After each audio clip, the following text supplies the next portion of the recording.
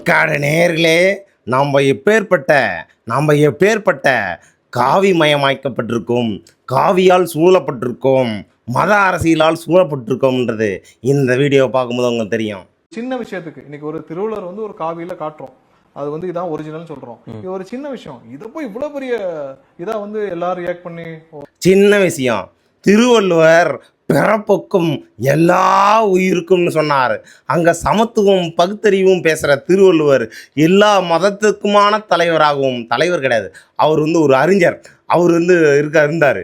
அவரை போய் காவி உடைய உடுத்தி அவர் ஒரு குறிப்பிட்ட மதத்துக்கு மட்டும்தான் அவர் சேர்ந்தவர் அப்படின்னு சொல்லிட்டு இங்கே ஆளுநர் டெக்கரேட்டப்பா காமிக்கிறப்ப இங்கே அதுக்கு ஏற்ற மாதிரியே நம்ம டிவிக்கு மாண்பின் முதல்வர் கேங்கும் அதுக்கேற்ற மாதிரியே ஜிங்கிச்சா ஆடிக்கிட்டு பார்த்தீங்களா. இது பழைய வீடியோ. அப்போ காவி உடையா, அதாவது சங்கிகளாக கூப்பிட்டு செலக்ட் பண்ணி நம்ம மாண்பின் முதல்வர் பண்ணியிருக்கிறத பார்க்கும்போது ரொம்ப பெருமையாக இருக்குது. முக்காடு நேயர்களே, ஏற்கனவே அறநிலைத்துறை அமைச்சர், அதாவது ப்ரைவேட் கம்பெனியில் வேலை செய்கிற ஒரு கான்ட்ராக்ட் கம்பெனியில் வேலை செய்கிற ஒரு கூலி தொழிலாளி, அவர் 10 ரூபா லஞ்சம் ஆனதுக்கு டிஸ்மிஸ் பண்ணிவிட்டு தன்னோட சாதிக்காரன் 3000 தங்கிட்டே லஞ்சம் ஆனதுக்கு மன்னிப்பு கடிதம் வாங்கிட்டு அதுக்கு பேர் விளக்க கடிதம்னு ஒரு விளக்கம் கொடுத்தாங்க. அதாவது சனாதன முறைப்படி வாழ்கிறாங்களாமா. அதே மாதிரி திருவள்ளுவரை இப்படி காவி சாயம் பூசியிருக்காங்க.